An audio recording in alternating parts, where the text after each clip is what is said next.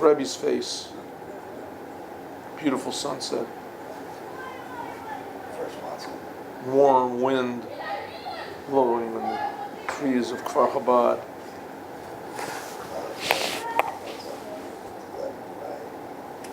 Clouds floating, you go to sleep. Tav Ayin Ches. Yes, we're learning a mimer about Rosh Hashanah, the sounding of the shofar on Rosh Hashanah. And we said that the sounding of the shofar on Rosh Hashanah evokes the essence of God, especially the way the shofar was sounded in the Holy Temple. The shofar was sounded in the Holy Temple.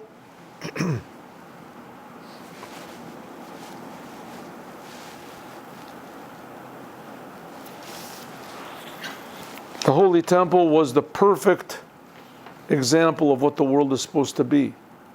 Holy Temple.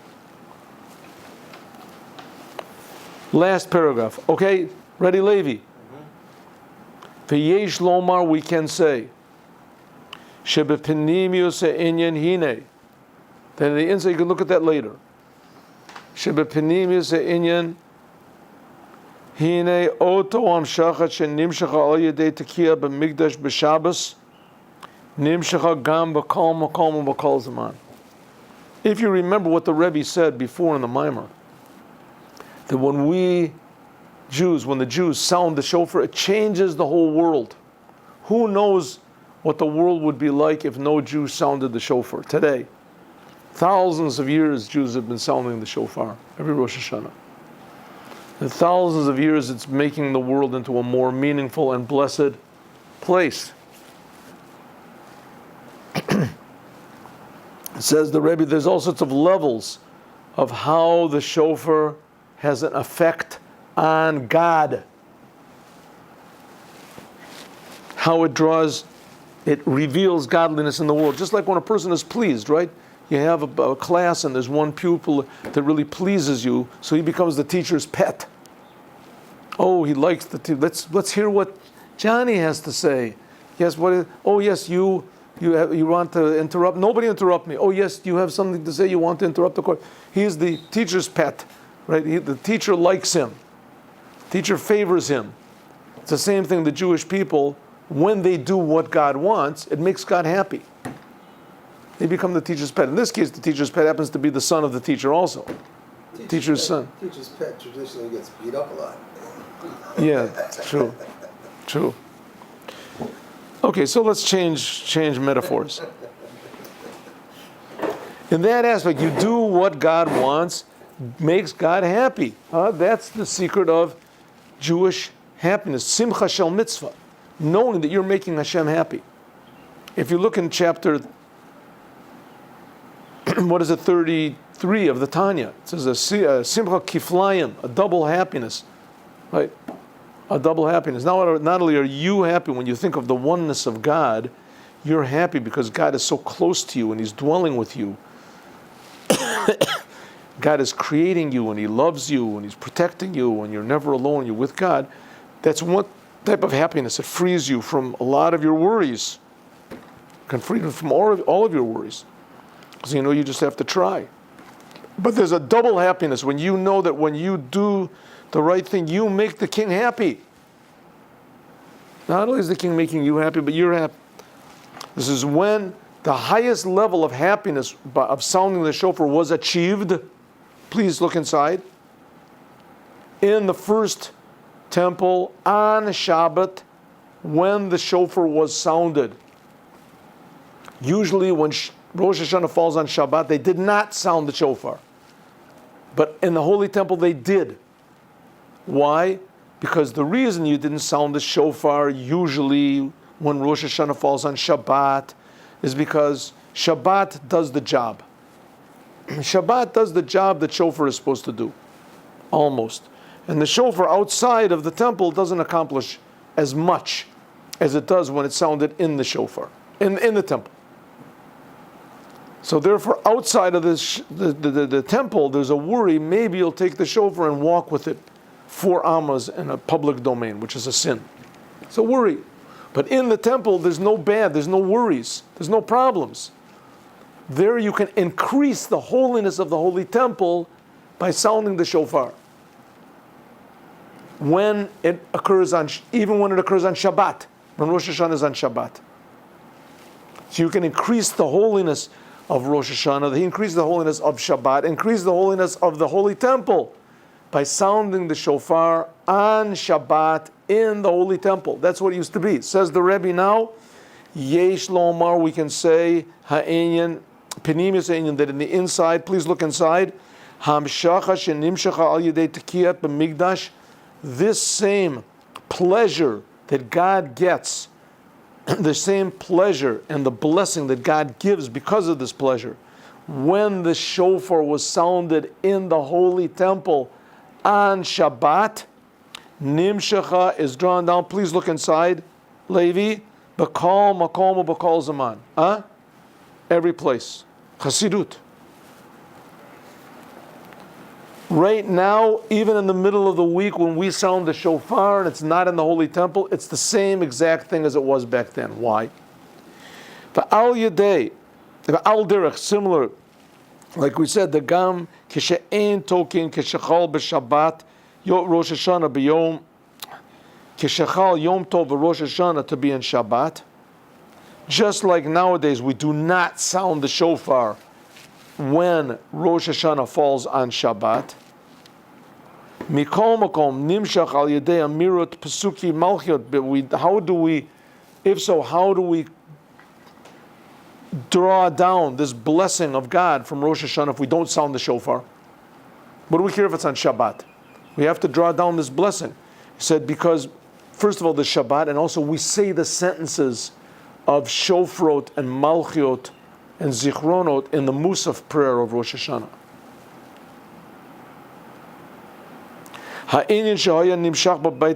If so, it accomplishes the same thing that was in the Holy Temple. Do you remember that we said this? Are you tuned in? Yeah. Nowadays, this year is not that way, but nowadays, if Rosh Hashanah falls on Shabbat, Rosh Hashanah is always 2 days.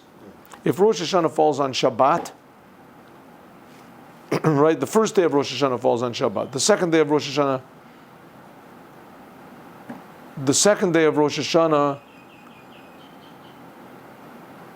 can also be on Shabbat. No, second day of Rosh Hashanah can never be on Shabbat. Because it can't be a Shabbat. Adu Rosh.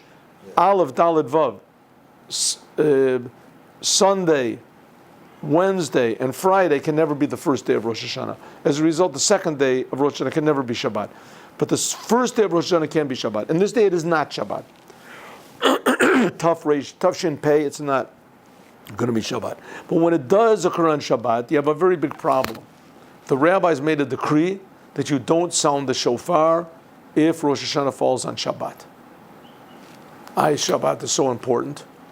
How do you draw it down? So it says, first of all, Shabbat itself draws this down. When it comes together with Rosh Hashanah, that combination makes a revelation of godliness. Number two is you say the sentences of Shofrot, Malchiot, Zichronot in the Musaf prayer of Rosh Hashanah. That draws it down. Even though it's not exactly the same thing, but it's sufficient enough. Says the Rebbe, not only is it efficient enough, that's it. Yeah, what did you want to say? I was thinking about this because in this argument, it comes down to Midrash says that so you don't carry the thing. I suspect, because it doesn't sound like a great reason, but it's a Mishnah, right? But I suspect that every argument for sounding the shofar on Shabbos or not sounding the shofar probably balanced each other out, and what they were left with was one thing that they couldn't come to grips with, was carrying the shofar, and so that's what we're left with, and that's why we don't do it. Yeah, but you have to look at the whole process. But it's a Mishnah. We can look in the Mishnahs of Rosh If you just Hashanah. take that by itself out of context, it doesn't seem like a really great answer. Okay, we talked about this. We talked about this before. The question is asked. It's brought up especially in Chassidut. Yeah. I don't know if it's brought up somewhere else, any other place except for Chassidut. The question, I mean, everywhere else, it's just, the rabbis understood what they were doing, so they just did it. Chassidut, it asks the question, how can we how can we eliminate the sounding of shofar on Rosh Hashanah? What do we care if it falls on Shabbat or not? It's a positive commandment to sound the shofar. What difference does it make if it comes on Shabbat? I mean, first of all, the transgression of playing music or making a musical instrument sounding is only a rabbinical transgression, and the sounding of the shofar is a Torah commandment. Yes, it's true that the rabbis do have the power to say shav alta, don't do a commandment. The rabbis have the power to do, but why? Why did they do it? So it says because they did it because maybe you'll carry it 4 amas in a public domain. In a public domain. Why you carry 4 amas in a public domain? Well, that's such a big problem. Of course, it's a terrible thing. I mean, just because of a worry, maybe one person is going to carry it. So it says no. Chassidut answers that combination. What's the purpose of sounding the shofar? It's a commandment. What happens when you do a commandment? It arouses the pleasure of God because it's God's will. You do the commandment. When you actually use your free will to do this commandment, and you do it with all of your heart, so that has an effect on God, so to speak. And God makes a bigger blessing in the world. That's the idea of shofar. That's the idea of man. Please. Yeah, these arguments that move the world. These are big. So the question is, one second, this is so important, sounding the shofar, so important. How can it be negated by this worry? Maybe you're going to trap. So it says, because when Shabbat comes together with Rosh Hashanah, and also, you have to remember, you're saying the sentences of shofrot in the Musaf prayer, that has almost the same effect on God, so to speak. And it draws this, because therefore it's not so necessary to sound the shofar, not so necessary to sound the shofar, because it doesn't accomplish anything as much a new thing as it does usually. So therefore, there's a worry that maybe there won't be so much protection for you, and you'll carry it 4 amos in a shoe. Interestingly enough, the Rebbe asked the question, why don't they make the same decree on matzah? If Pesach falls on Shabbat, what do you sacrifice to that? You do eat matzah. You think maybe, matzah for sure. I mean, at least when you sound the shofar, usually the most intelligent person in the congregation, he's the one that says, Shalom, Eifo hachultza shecha?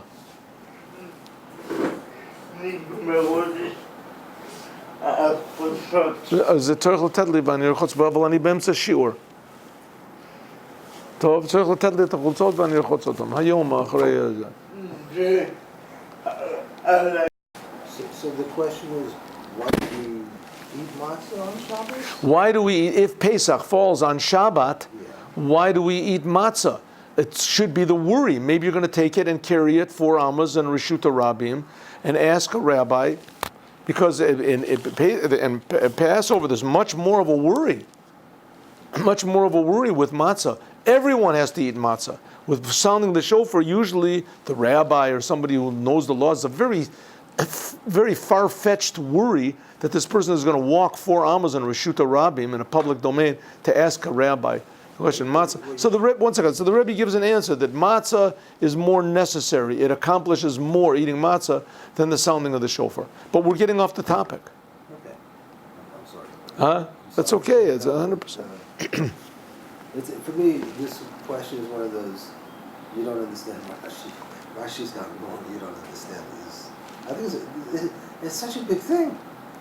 This shofar on Shabbat. Yeah, but they knew what they were doing. The one Rabbah, I don't know what right. they're doing. It's a decree of, that's right. It's a decree of Rabbah, and all these people that are mentioned in the Torah, they were tremendously spiritual and holy people. So they understood what the implications of their actions are. It's a big thing. Right.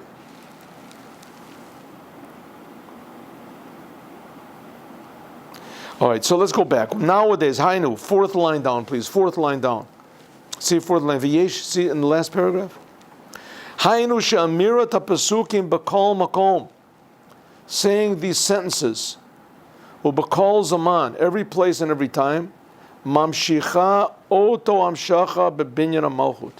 Saying these sentences in the Musaf prayer does the same thing as the shofar does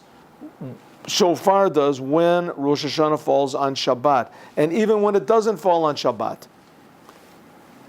Ukumuvan gam mizeh shapasukim sheomrim, these sentences that we say in every place and in every time, not only in the Holy Temple and not only on Shabbat, hem b'mispar eser. We say 10 sentences. Please look inside, Levi, please. They are on the number 10. Keneged, corresponding to Eser Sfirot, the 10 Sfirot, Sheme'em Nasa Binyan Malchut, that in them is made what's called the building of the Sphira of Malchut, the kingship of God, which is God's creative power. Every Rosh Hashanah we renew God's creative power. We make God a king anew. That's why each one of these three topics of Malchus, Shofros, Zichronos, and Shofros that we say in the Musaf prayer, there's 10 sentences in each one. Do you remember what this is? The Malchus, Zichronos. Am I talking to? You understand?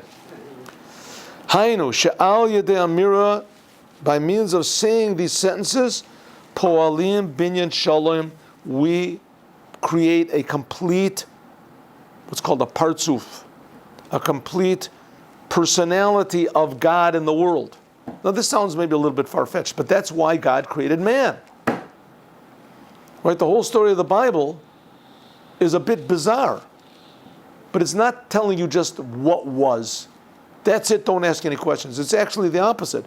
It's saying this is what was, ask a lot of questions. You should have a lot of questions over here. Why did God create man last? Why did God create man? Why do we even have to know this story? That God created man. What do we care that God created man? Man is here.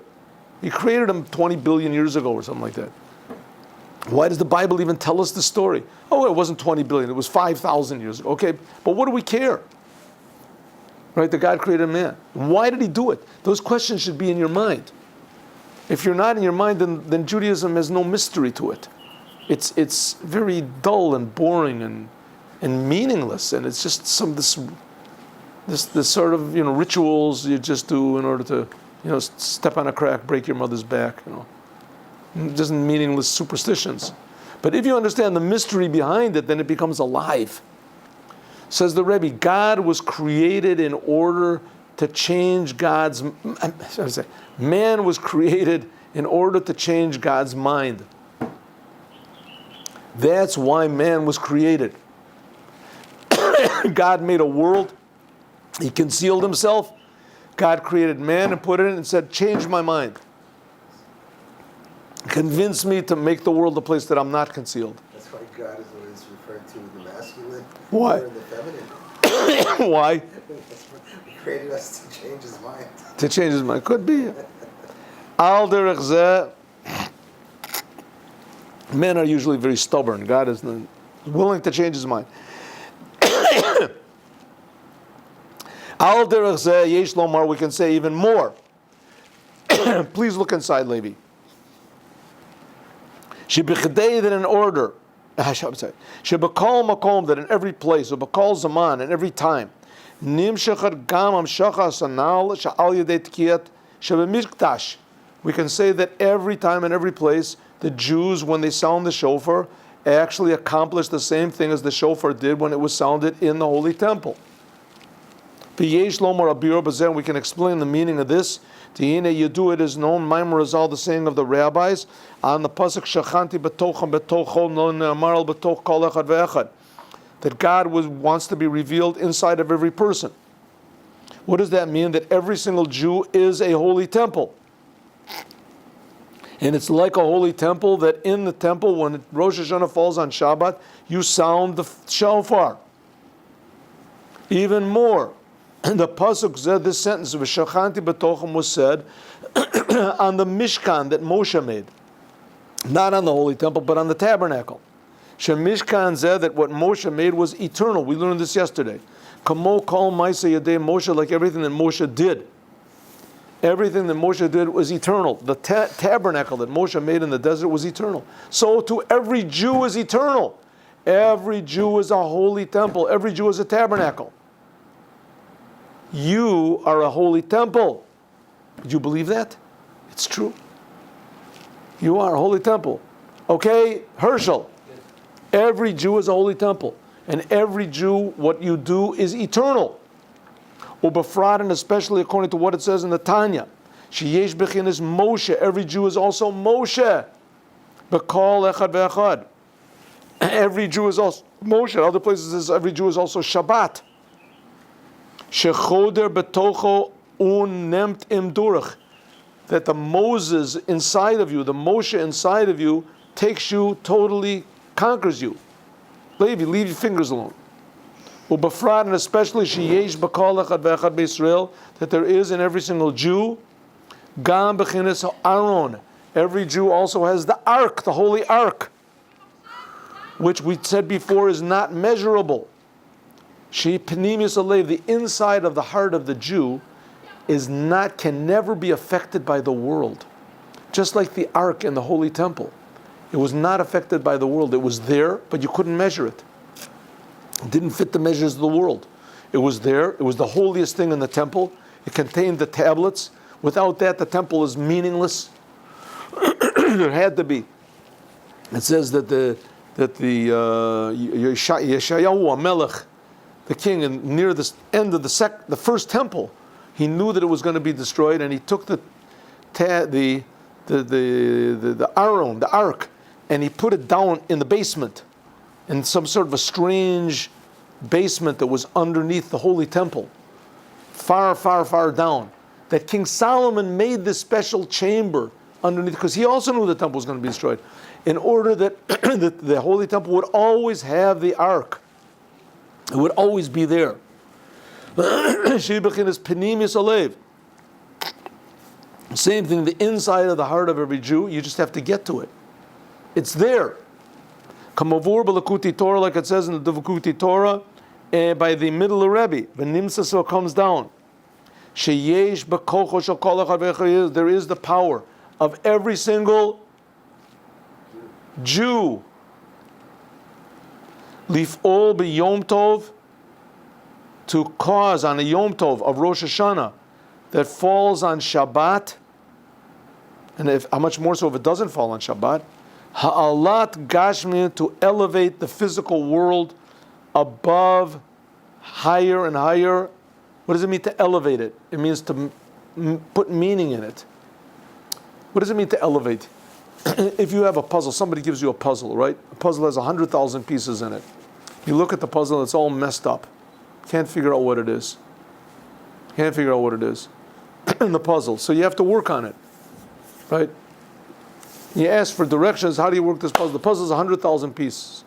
Puzzle. You have to put it all together. You look, but there must be like 20 million pieces here. He says, oh yeah, 100,000 pieces. They're relevant to the puzzle, and all the rest you got to throw them out. They have nothing to do with the puzzle. They have nothing to do. You put them aside, and that's all the bad things you shouldn't do.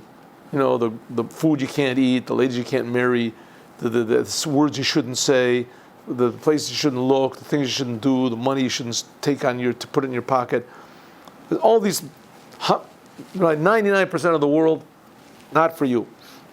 Okay, so you put those things aside, and now you start to put the puzzle together. You start to put the puzzle together, and all of a sudden it takes a long time to work. You work on it, and suddenly you realize, whoa, hey, this is the picture of, this is a picture from Van Gogh. This picture is really nice. He says, yeah, this is a genuine picture of Van Gogh. Somebody took and cut the thing up, and you're putting it together. This baby is worth $200 million. What? That's called elevating it. This world is just total confusion. This world. Our job is to get rid of the bad pieces, things we can, use the things we can. We put it together. You realize, whoa, hey, look what we have here, right? This is not made by Van Gogh. This world is made by God Himself. You can see. right? I can see the brush marks. I can see that this is worth infinite value. That's called elevating. That's called elevating the world.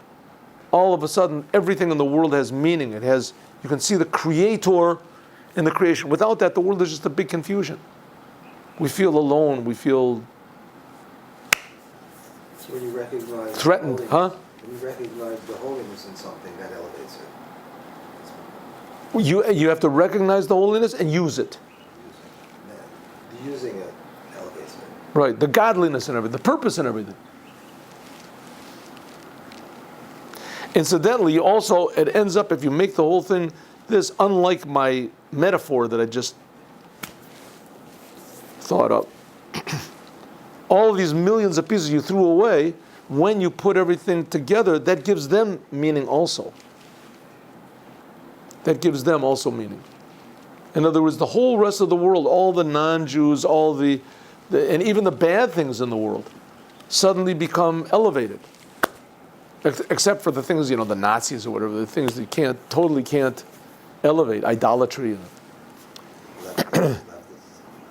Ubafrat by means of what it says in the Mimer from the Zohar. See where we are? First word on the line, Levi. Yeah. First word on the line is Mea Zohar. Mea Zohar. It is 9 lines from the top of the page. Shabbat, and on Shabbat nase it pashtuta dahai nekuda. On Shabbat there is a spreading out of this point. What is the point? This is a Kabbalistic language. Namely that Malchut, which is just a point, the lowest aspect of godliness, Shetiyeh bebechinat giloi, or it will be in a revealed way. Ubafrat, and especially according to what it says in the Hemshech HaYedua, Tafresh Ayin Samach Vav. Shekol Shabbat, every Shabbat is something like the world to come.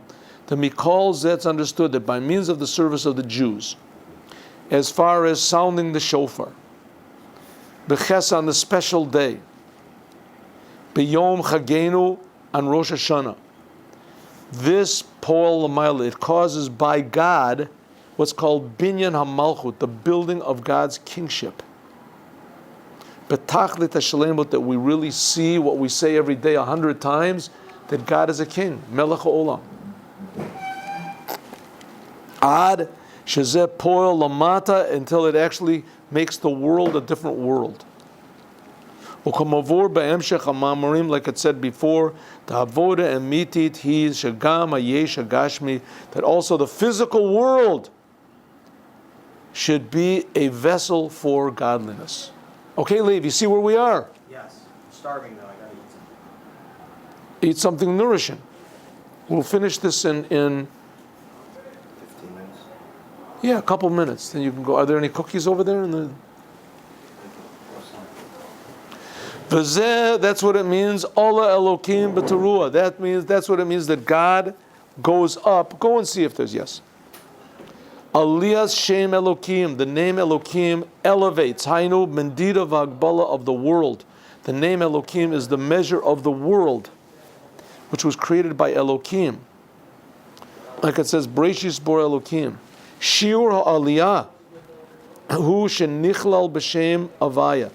What does it mean? Allah Elokim will go up in the name of Yud Kei Vav Kei. Another way of saying the creation will go up into the Creator. Or like I said in my metaphor, you can take it, all these little pieces all of a sudden get connected to Van Gogh. All of a sudden it becomes meaningful. And Lahavdil, the whole entire creation becomes connected to the Creator. Like it says, Breishis Bora Elokim, the whole world comes from Elokim. Shir Aliyah will be that, what does it mean? Until it all is revealed, the name of the Creator, Yud Kei Vav Kei. Ola B'Kol Shofar, it will go up in the sound of the shofar. This is called the unity of Havaya Elokim.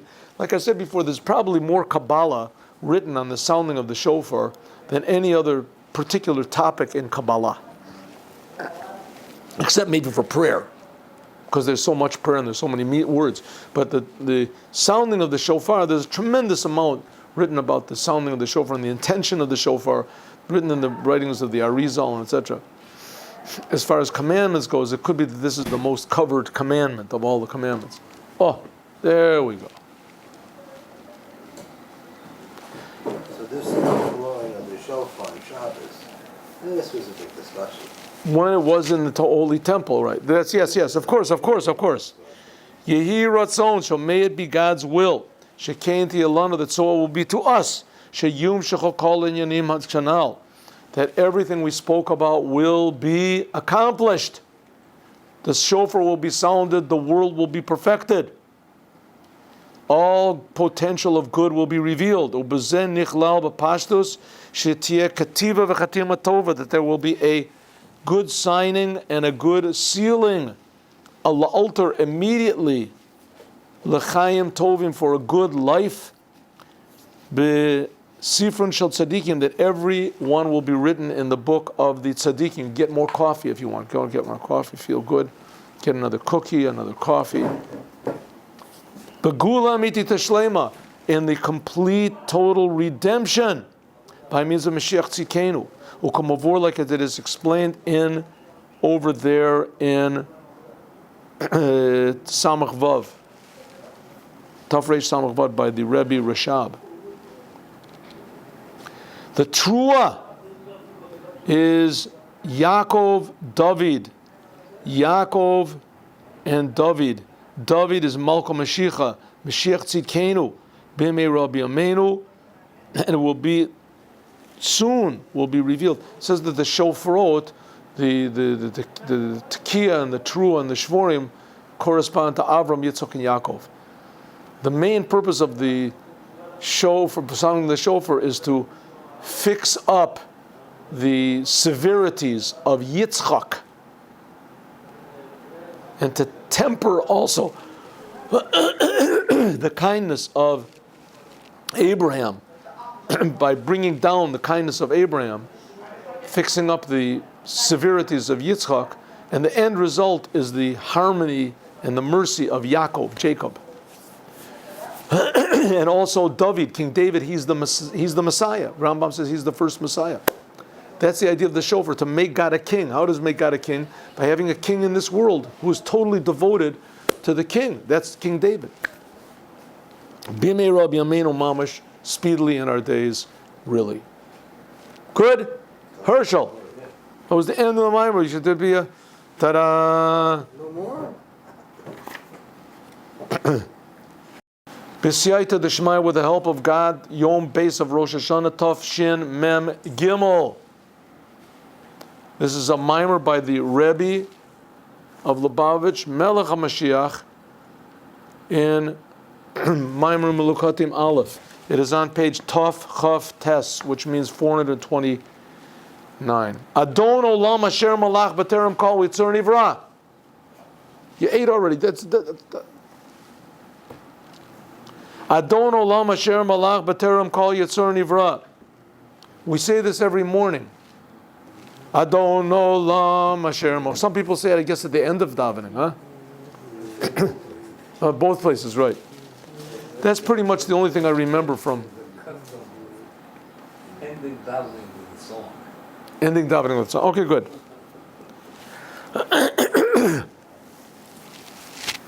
Adon Olam. I remember before I had a bar mitzvah, so you had to go to Shabbat. You had to go to shul for Shabbat, and they really didn't. I mean, I had no idea what was going on, but they had no. They had no one to really explain to you what was going on, except for, stand up every stand, sit down, stand up, sit down. And but the thing I do remember, I must have gone like 7-8 times or something like that, because you had to do it in order to make the bar mitzvah over there. And the only thing I really remember was that they sang the song. I really enjoyed the song because it was the end of the davening. It was the end. You can go home. Adon Olam Asher Molach B'terem Kol Yitzur Nivra. And sometimes when they would get bored, they would make up other melodies to it. Also sing sometimes in Kelokeinu. Ein Kelokeinu, Ein Kadosh. Right, that was also in the end. Right. Huh? Ah, yes, bring Policy's good. back black memories. Adon olam asher malach b'terem kol yetzer nivra. Not only that, the worst part of it was that they separated the men from the women over there. It was young Israel, so the women were separated from the men. So wrecked the whole. And there was what's the purpose of going? I couldn't figure it out. Okay. Adon olam. We didn't look at it. That's why you were happy, You went out afterwards. He was with the girls. Adon olam asher malach. I guess the rabbi shouldn't say that, but that's at that time it was not a rabbi, definitely. Adon olam. The rabbi shouldn't remember that. They shouldn't remember it. I don't know. What does it mean? Okay, hello. What does it mean? Adon olam, the master of the world that ruled, that was a king. Let's take that off. May take that whole thing off. Don't even. That whole. Adon olam asher malach b'terem kol yetzer nivra. It's a mimer by the Rebbe in Kuntresium Aleph on page Taf Chof Tes, which the Rebbe said in Taf Shin Mem Gimel 1983. Adon olam, we say every morning, Adon olam, the master of the world, asher malach, that he was the king, b'terem kol yetzer nivra, before anything was created. Now if you think about what you're saying, this makes no sense. How could God be the king if there was nothing created? What does that mean? Adon olam asher malach b'terem kol yetzer nivra, that God was the king before there was a creation. So what was he the king over? What do you mean was the king? Maybe you could say Adon olam asher haya b'terem, the king of the master of the world, the universe that existed before the world was. What do you mean he was the king? He was a king before there was any kingdom. What does that mean? There was nothing there. And that's the question. Medayak b'zeh kavod kodesh morichami admor, and the previous Rebbe Yosef Yitzchak of blessed memory, says in this mimer, that he said when he was in America in 1943, the Hemshech that begins Yom Tov Shel Rosh Hashanah Chol Yos B'Shabbos, there it explains Shachtarat HaMelech, how do you crown the king? Please look inside Levi. He b'simcha gadola, it is with great joy. The tzorech lahavin, we have to understand, we are coronating the king, right? And you have to do it with great happiness, Rosh Hashanah. But this makes no sense, this sentence. Eich yitachen, how can it be possible, hamalucha, that God is the king, b'terem kol yetzer nivra, before anything was created? V'hari hamalucha hi ala zulat, a king can only be king on something else. Davka kamaymer ein melech below am, like the saying is, there can't be a king without a people. If he has no people, then he's not a king. He can be an ex-king, he can be a deposed king. But that's only if you were a king once, then you can stop being a king. You can be exiled king, right? You can be exiled. But here, God wasn't the king or anything. There was nothing there. How could he be a king before the world was created? Adon olam asher malach b'terem kol yetzer nivra, that he was a king before anything. V'yeterem is and even more. The malucha hi davka al mi shebe'erko, that king, you can only be a king on someone, on subjects that are something like you. Hainu sha'am hu bedoma lamelech, the people have to be human beings like the king is. You can't be a king over animals, right? The lion is the king of the jungle, right? Because the lion is an animal and the other things are animals, right? But a person can't be a king he can rule over them, but he's not called a king, right? A person has the ability to rule over all the animals and he can tell them what to do, but he's not a king. And if he tells them what to do and they listen, so they're sort of like humans. A king is only a king over human beings. Then how can God be a king over us? Oh, very good question. Because we're created in God's image. The lo zu bilvad, not only that the whole idea of the kingship in a human being, kingship. who is davkal b'nei adam, only on people, and not bali chayim, and not on animals. The gam kishiya adam elef alafei bali chayim. Even if a person has millions of cows, ein shayach she'amelech aleim. He's not the king of the cows.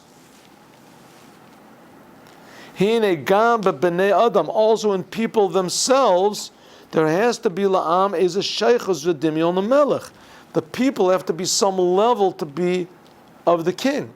If all of the people, let's say, are all asleep, everyone's in a coma. The king is not a king over everyone. Okay, everyone, hear me?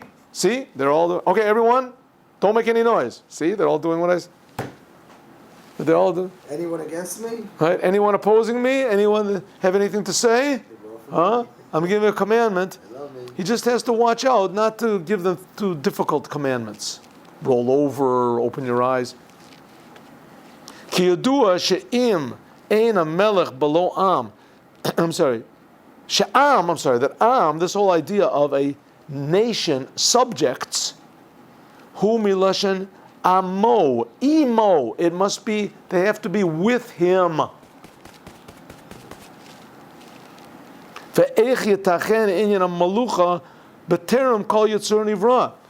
A king cannot be a king over rocks, not even over animals. He's not called a king. So for sure he can't be a king over nothing. How could God be a king before anything was created? Doesn't make any sense. Umavor zebehektim, and the previous Rebbe explains this by what it says in the Shlah,